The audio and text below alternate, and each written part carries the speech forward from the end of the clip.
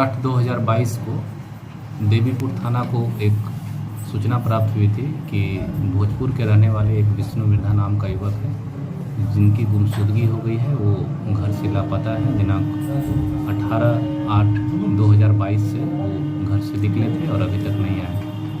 इसी बीच 27/8/2022 के उपरांत जो है ये सूचना प्राप्त हुई कि जसीडीह थाना अंतर्गत एक कोठिया नामक जगह है, वहाँ के एक जोरिया है नदी, एक छोटी सी नदी बहती है, उसी के बगल में एक थोड़ी दुर्गंध सी आ रही है। जब उनका विशेष खोजबीन किया गया तो एक पता चला कि किसी व्यक्ति का वहाँ डेड बॉडी गाड़ा हुआ है। इसके उपरांत जो है विधिवत जो भी नियम है उनका पालन करते हुए जब उस डेड बॉडी को हम लोग ने एक्सह्यूम कराया तो पता चला कि वो उसी विष्णु मिर्धा नामक युवक का डेड बॉडी है। उनके परिजन द्वारा उनकी शिनाख्त की गई कि ये विष्णु मिर्धा का डेड बॉडी है। बाद में जब विष्णु मिर्धा के साथ जाने वाले युवकों से जब विशेष बातचीत की गई और गहन पूछताछ की गई तो ये बातें प्रकाश में आई कि दिनांक 19/8/2022 को ये लोग बिहार में मोहवदिया नाम एक जगह है जो चकाई थाने में पड़ता है, वहाँ किसी बड़ी आपराधिक घटना को अंजाम देने के लिए टोटल 9 युवक निकले हुए थे। इसी क्रम में वहाँ इनके पास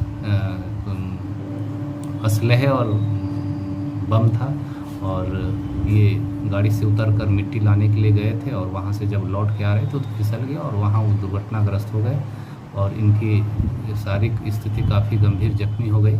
उसके उपरांत इनके साथ गए 2 लोग, एक अजय कुमार बर्नवाल हैं और एक सूरज मिश्रा। वो लोग इसको बाइक से ले गए एक मोहन मिर्धा हैं उनके आवास पर और वहाँ इनका प्रॉपर इलाज ना करा के इनको वहाँ छोड़ दिए। बाद में उनका वहाँ मौत हो गई और मोहन मिर्धा और सूरज मिश्रा नामक 2 युवकों द्वारा उनको गड्ढे खानकर वहाँ इनको गाड़ दिया गया।